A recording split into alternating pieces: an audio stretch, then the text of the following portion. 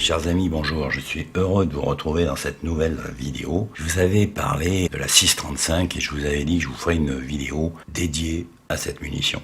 Alors, la 635 est un calibre que tous les tireurs sportifs connaissent, alors on n'utilise pas forcément. Ils calent une détention en 635 avec des petites armes qui vont avec, à des prix défiant toute concurrence, mais cette munition, elle a une histoire un peu particulière. Elle arrive en 1906, et je voudrais vous expliquer un petit peu comment elle arrive, pourquoi elle arrive, et dans quelles conditions elle arrive et qui l'invente. Vous allez voir, c'est assez intéressant. Et dans un deuxième temps, je vais vous présenter, alors je ne vais pas vous présenter toutes les petits 635 du marché, parce qu'il en existe à peu près une centaine, autant de fabricants, mais j'ai quelques pièces intéressantes qui expliquent un petit peu tout ce qui s'est passé au niveau de ces petites armes, qui démarrent tout de suite après cette fameuse invention du 635. Toute la production va démarrer sur des petits pistolets semi-automatiques qui seront tous copiés avec des légères différences pour pas tomber dans les brevets sur le Browning 1906. Alors toutes ces petites armes-là, sauf peut-être celui-là. C'est un Manu France, c'est le français Policeman. Je vous avais présenté le français Poche, c'est exactement la même carcasse. On n'a pas grand-chose qui change. On a le canon basculant, ça c'est la marque de fabrique de Manu France. On a un canon qui est un peu plus long, qui fait 24 mm de plus que le modèle Poche. On a un petit bouchon à l'arrière qui permet de protéger le percuteur. Alors que sur le modèle de Poche, si vous allez voir sur ma vidéo, je vous la mets en suggestion en haut de l'écran, vous verrez que là on voit le percuteur, on n'a aucune protection. Et puis il a une petite bague aussi en dessous qui permet de positionner la première munition, c'est-à-dire que celle-là en fait c'est la munition qui va aller se loger dans le canon et qui va permettre par fermeture du canon d'avoir une arme chargée, c'est-à-dire que là il suffit juste d'appuyer sur la détente pour que le coup parte, que la culasse recule, que l'on remonte une munition. Donc ça c'est Manu France. Et ils ont sorti aussi un modèle avec un canon un peu plus long qui fait 15 cm et qui était un modèle destiné aux tireurs sportifs de l'époque, je parle des années 20. On s'entraînait avec ces petites armes, avec des canons de 15 cm, ça devenait déjà beaucoup plus sérieux, c'est-à-dire qu'à 25 mètres, vous arriviez assez précis, même avec une munition très faible en puissance. Mais je vous présenterai une arme en particulier, voire deux, j'en ai une deuxième ici, il faudra que je vous la montre aussi. Je vous présenterai celui-là, qui est la création de monsieur Fritzmann. Mais je vous parlerai de ce monsieur parce que c'est vraiment un génie. Moi, je l'admire parce que il a créé un truc. Faut être bien barré pour aller fabriquer ce genre de truc. Et ça, je vous en parle après la 635. Mais regardez la 635 d'abord, parce que si vous comprenez pas pourquoi la 635 arrive, vous comprendrez pas pourquoi ce petit man, il arrive en 1920. La munition 635 Browning, ou 25 ACP pour nos amis anglo-saxons, est inventée en 1906 par John Moss Browning, qui va sortir cette munition, et je vais vous expliquer pourquoi elle arrive en 1906. John Moss Browning, que tout le monde connaît, qui est un armurier de génie, est issu d'une famille mormon qui s'est installée dans l'Utah aux États-Unis, à Ogden exactement. Et le petit John Moss Browning va grandir dans cette armurerie et va commencer à s'intéresser à tout ce qui peut se fabriquer. Son père a une très bonne réputation et surtout par rapport à ses canons. Et le jeune John Moss va commencer à travailler dans cette armurerie et à l'âge de 13 ans, il va sortir son premier fusil en récupérant à droite un canon, fabriquer une culasse, fabriquer un boîtier de culasse et sortir sa première arme à l'âge de 13 ans. Il va travailler dans cette armurerie et à l'âge de 24 ans, il va sortir son premier fusil qu'il va commercialiser. Il commence à avoir une réputation dans tout le pays par rapport à la qualité de son canon. C'est un fusil à un coup. Et il va être contacté par le patron de la firme Winchester, Thomas Bennett, qui a entendu parler de Browning et qui a surtout entendu parler de la qualité de ses canons et de la qualité de ses boîtiers de culasse qui sont capables de supporter des calibres très très importants, très puissants. Et Thomas Bennett va se rendre à l'armurerie des frères Browning, puisque John Moss Browning commence à travailler avec son frère, et il va lui proposer une association. Cette association va être fructueuse. La firme Winchester a des points de diffusion un peu dans tout le pays, ce qui va permettre de pouvoir commercialiser très rapidement ce fusil. John Moss Browning va continuer à travailler sur ce fusil et va déposer pratiquement une vingtaine de brevets pour arriver jusqu'à la fameuse Winchester 86, qui est la référence au niveau des armes à levier sous garde et à forte puissance. Et cette Winchester va être diffusée dans le pays et tirée à des millions d'exemplaires et va commencer à faire connaître la marque Browning comme étant une marque de référence de qualité. Il est l'inventeur de la Winchester et Winchester est le fabricant. Winchester travaille sous licence, ça veut dire qu'à chaque fois qu'il y a une Winchester qui sort, il y a des dollars qui tombent chez Browning. Et ça lui donne des idées parce que c'est un inventeur de génie. Il va se lancer dans une aventure un peu particulière. Il commence à travailler sur la mitrailleuse en fait. Et il va à un moment donc augmenter les calibres, se rendre compte qu'en fait avec déjà du 50, on a de la puissance mais on a aussi du gaz et on va pouvoir peut-être utiliser ce gaz. Et il va sortir sa première mitrailleuse, le modèle 1895, qui va être un modèle révolutionnaire pour l'époque. On est à 450 coups minute, on tire de la très très grosse munition, on va pouvoir équiper les champs de bataille, c'est quand même quelque chose d'assez révolutionnaire. Winchester n'est pas intéressé par ce projet-là parce que Winchester n'est pas du tout dans le domaine militaire. Par contre, Colt, la firme Colt, va être très très intéressé par ces mitrailleuses. Ils vont rencontrer Browning pour créer une association. Donc Browning se retrouve avec un deuxième, on va pas dire fournisseur, mais deuxième associé, donc des nouvelles licences, donc des nouveaux dollars qui tombent dans la caisse. Et il va sortir, il va améliorer ses mitrailleuses. Il y aura énormément de séries. Il va faire des mitrailleuses avec refroidissement par air au départ. Il va arriver à la mitrailleuse à refroidissement par eau pour augmenter la cadence et augmenter le calibre. Et ce sont des mitrailleuses que l'on va retrouver pratiquement jusqu'à les années 60-70. On en trouve encore dans la guerre de Corée. Et ce sont des armes qui commencent à rentrer un petit peu, qui commencent à devenir mythiques. Et on en voit beaucoup dans les films, on en voit beaucoup dans les jeux vidéo, et on en voit aussi beaucoup dans les séries. Et en particulier une série que j'affectionnais, qui s'appelle La Casa de Papel, qui est une série espagnole, qui est extraordinaire, qui est d'une qualité absolument magnifique, aussi bien au niveau des images qu'au niveau du suspense, qu'au niveau de l'action. Bon, c'est vrai que ça nous change un peu de nos petites séries françaises. Angélique, comment ça s'appelle, Ange Gardien ou plus belle, je sais plus quoi. Enfin, il y a des trucs comme ça. Il y a des séries. On a nos séries aussi, hein, les Français. Bon, je vous parle pas de celle-là. Hein, je vous parle de la Casa de Papel. Et vous regardez épisode 9, saison 2. Berlin utilise une Browning dans un couloir pour bloquer les forces de l'ordre, enfin les forces d'intervention, qui veulent rejoindre le tunnel. Bon, Berlin, c'est un des acteurs que j'apprécie le mieux dans cette série. Je vous laisse la regarder. Voilà, donc Browning se lance dans du très lourd. Vous pouvez constater, vous avez des Browning qui sont montés sur des bombardiers, qui font toutes les guerres. Enfin, c'est quelque chose de révolutionnaire. À partir de 1894, Browning va s'attaquer à un nouveau marché, c'est-à-dire qu'en fait, il va commencer à travailler sur les armes de poing. Et les pistolets en particulier, les pistolets semi-automatiques. Il va créer son premier pistolet semi-automatique, chambré en 7,65, qui va commencer à étudier en 1894 et qui va devenir le modèle 1900, 1902, 1903 que l'on connaît aujourd'hui. Et il va proposer ses créations à Colt et à Winchester qui ne sont pas intéressés par ces armes de poing. Ils sont plus Winchester dans les armes longues et Colt dans du matériel un peu plus lourd.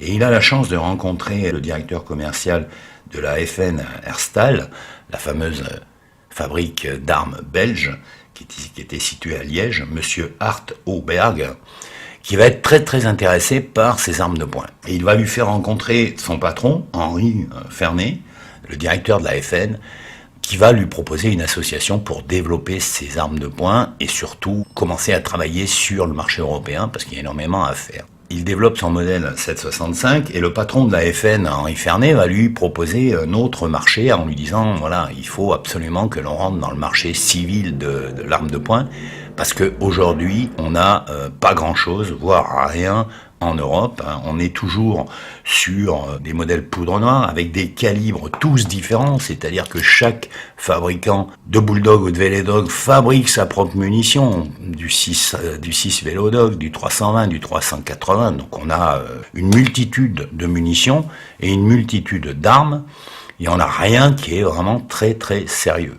Donc il lui propose de commencer à regarder, de travailler un petit peu sur le marché civil. Et Browning va reprendre les plans du 1903 qui est en 765, il va les réduire au maximum pour arriver à sortir un pistolet semi-automatique chambré en 6,35. Donc il invente aussi la munition. Alors il n'est pas uniquement l'inventeur de la 6,35 puisqu'il avait avant inventé la 7,65 et il inventera aussi le 45 ACP ou le 11,43, mais il va aussi inventer le 32 ACP, le 38 ACP, le 9 mm Browning long, le 380 et le 50 BMG que certains de mes sympathiques abonnés connaissent bien pour l'utiliser de temps en temps.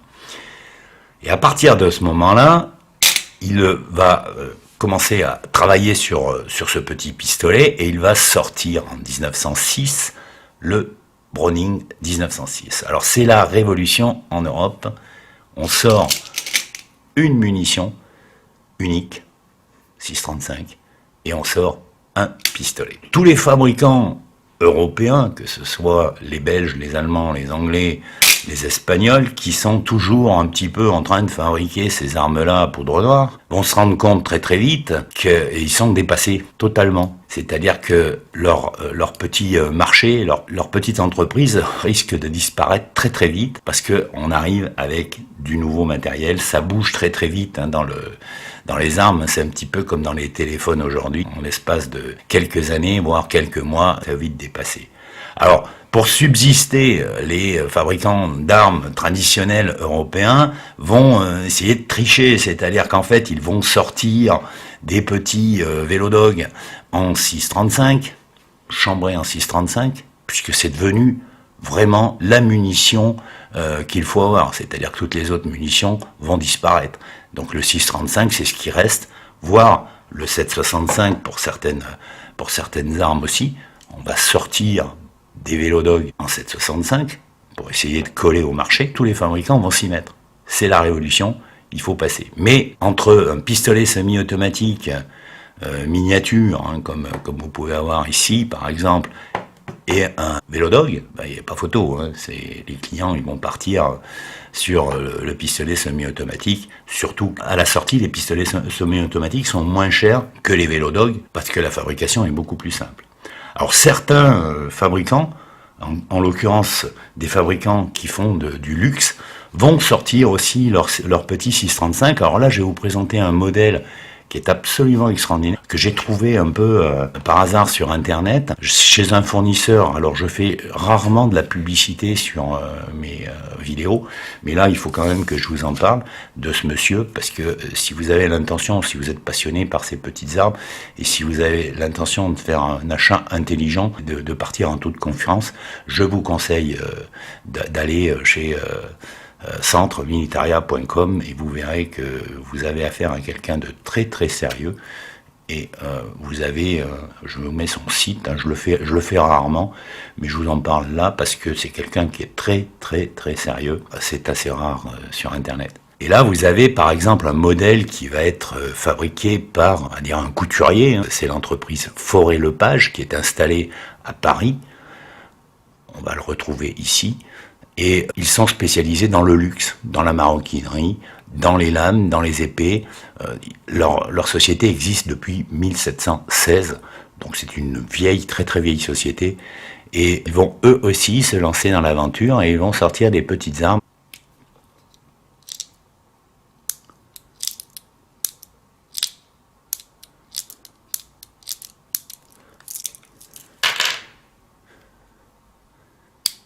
C'est un petit modèle assez rare qui est un mélange entre le Bulldog et le Vélodog. On a un chien ici, comme sur les Bulldogs, par rapport au système Hammerless des Vélodog, ce qui permet d'armer le petit pistolet, ce qui fait que vous avez une détente qui est moins résistante que sur un Vélodog. Tous les fabricants vont se mettre à fabriquer ces petits 6,35 parce qu'il faut bien survivre, il faut bien arriver à s'en sortir. Et ils vont chambrer ces armes en 6,35 puisque c'est vraiment la munition du moment. Vous l'aurez compris, la 6,35 devient la munition de défense par excellence. Pour devenir une munition de défense, il faut qu'elle soit homologuée, c'est-à-dire qu'on considère qu'au niveau de la puissance, au niveau de la taille de l'ogive, de la longueur de l'étui, on soit dans le raisonnable, et ça va être considéré comme ce qui se faisait avant au niveau du 320, ou bien que ça soit légèrement plus puissant, mais on a une ogive plus petite. Bon. Et on va partir sur le fait que cette munition est une munition de défense, ce qui fait que tous ces petits objets que vous voyez là sont en vente libre. Et les munitions aussi, c'est le survivalisme des années folles. Donc tout le monde a ça. Il y a autant de petites armes de poing que de téléphones portables aujourd'hui. Et dans ce marché qui est saturé, tous les fabricants s'y mettent, hein, ça part de l'Espagne, de chaque côté des Pyrénées, ça passe en France, en Angleterre, en Allemagne, en Autriche, tout le monde se met à fabriquer ces pistolets-là. Ce qui fait que le marché est totalement saturé à un moment, hein, on n'arrive pas trop à s'y retrouver. Et il y a un monsieur à ce moment-là qui décide de sortir un pistolet semi-automatique. Donc c'est la dernière partie de ma vidéo et je vais vous parler de ce monsieur. Et ce monsieur, vous l'aurez compris, c'est monsieur Mann. Alors monsieur Mann, il arrive sur le marché en 1920. C'est un inventeur de génie, un peu comme l'était John Moss Browning. Il fabrique des machines-outils. Il se lance aussi dans les moteurs de temps, fabriquer des petites bricoles du genre attache de ski, casque de protection et scie à chaîne qui seront les ancêtres de la tronçonneuse. Donc vous voyez un petit peu son univers, il est très très large. Et il se dit, il faut que je me mette sur ce projet-là, sur le 635, mais pour être le meilleur, je vais mettre un cahier des charges très sévère, c'est-à-dire que je vais partir du principe qu'il doit être le plus petit du marché, aussi bien en longueur, là on a 104 mm, qu'en hauteur, là on a 70 mm, qu'en épaisseur, on a 20 mm. Donc il part sur cette hypothèse-là. Et très vite, il va se rendre compte que il va falloir qu'il trouve des solutions, on va dire ingénieuses, mais c'est pire que ça, parce que vu ces dimensions-là, il supprime la culasse. Vous aurez peut-être tous en tête les pistolets semi-automatiques de cette époque-là. Ils ont tous une culasse, hein. On a ça hein, qui se déplace. Éjecter, récupérer une munition, qui va rechambrer une munition. Bon. Lui, déjà, il met la barre très haute. Il dit, hop, on supprime la culasse. Plus de culasse. C'est un bloc de ferraille de chaque côté, dans du massif. Mais pour arriver à régler ce problème de culasse, quand même, parce que la culasse sur un pistolet semi-automatique, elle n'est pas là par hasard, hein, sinon ça se saurait. Il va réfléchir, je pense qu'il est resté des heures sur sa planche à dessin. Alors, déjà, il va falloir qu'on démonte le canon, parce que sur un traditionnel comme celui-là, le canon, une fois que vous avez enlevé la culasse, vous enlevez le canon. C'est assez simple. Alors celui-là ou d'autres, hein, ça c'est un pied-peur par exemple. Bon, c'est pareil. Hein, vous enlevez, vous démontez la culasse et puis vous enlevez le canon. Bon. Là, on peut pas démonter la culasse parce qu'il n'y en a pas, donc on peut pas enlever le canon. Donc on trouve une solution. On va simplement lui faire un quart de tour et on va le sortir par l'avant en créant une petite rainure ici. Et puis on se dit comme ça. Déjà, on peut démonter le canon. Première chose. Ensuite, il va quand même falloir un peu réfléchir. Comment on va faire pour... on va éjecter, parce qu'on va tirer, on va trouver une détente, on va ramener tout ça. Mais qu'est-ce qui va se passer derrière? Parce que la culasse, elle a un certain poids. Le poids de la culasse, en fait, entraîne l'ensemble et le ralentit en même temps. Donc lui, il va se dire, bon, je vais trouver une solution. Alors il y a plusieurs solutions pour régler ce problème. Il va monter un doigt à l'arrière qui va servir pour armer et qui va reculer au moment du tir. Et il va monter le tout avec une vis à l'avant. Donc en fait, il va bloquer ce doigt qui sert à armer avec une tige ici et un ressort à l'intérieur. Donc on va passer quelques secondes pour démonter ça. Parce que je voudrais quand même vous montrer un petit peu à quoi ça ressemble. Donc là on sort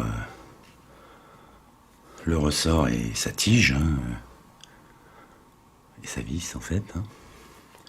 Donc ensuite on libère ici et on peut dévisser cette pièce là.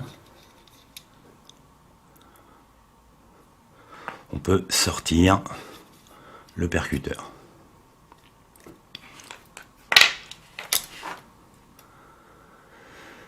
Voilà, ressemble au percuteur, qu'est-ce qui sert d'après le déjecteur pour la munition. J'aime pas trop les démonter, ces plaquettes, elles sont assez fragiles, dans le sens où elles ont des vis très très courtes.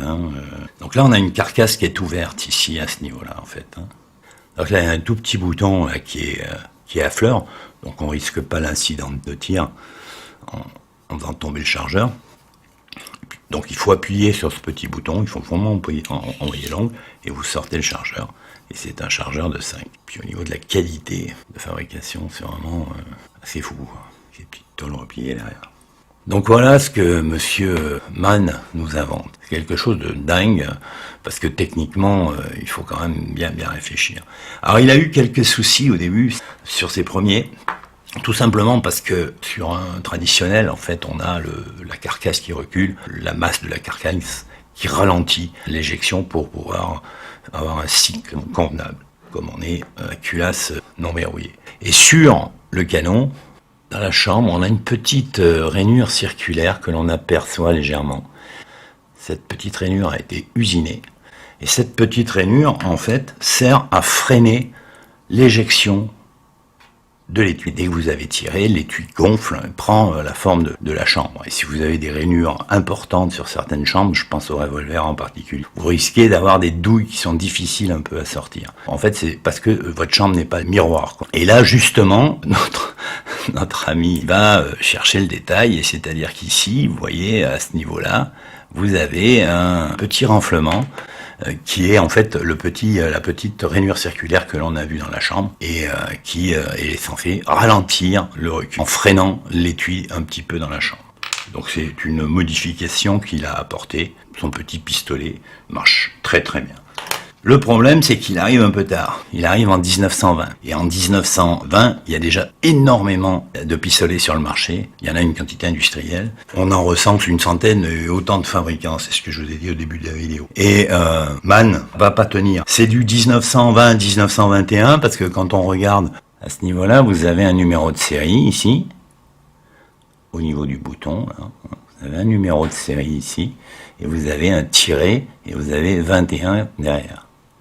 Et en fait, toutes ces petites armes, on les trouve frappées 20, 21. Mais 1923, 1924, il n'y a pratiquement aucune trace. Par contre, tous les historiens s'accordent à dire que la production a continué jusqu'en 1924. 1924, il arrête totalement la fabrication de ces petites armes. Il se consacre à d'autres fabrications. Et sa société disparaît totalement en 1938. On ne sait pas trop, on a, à part sa date de naissance, 1872, 1941, il est mort pendant la guerre, donc on ne sait pas exactement ce qui s'est passé. Ce monsieur a un peu disparu. Même au niveau historique, on n'a pas grand-chose. Alors c'est vrai que le nom Fritz Mann, Mann avec 2 N, en 1938, en Allemagne, avec l'arrivée des nazis, c'est pas évident, c'est pas simple, donc on ne sait pas exactement ce qui s'est passé. On sait qu'il est mort en 1941. On a pratiquement plus de traces. On a une photo sur Internet, mais qui est sous droit d'auteur. Donc c'est pour ça que je ne vous la mets pas sur cette vidéo. Vous pouvez aller la voir. Il n'y en a qu'une seule.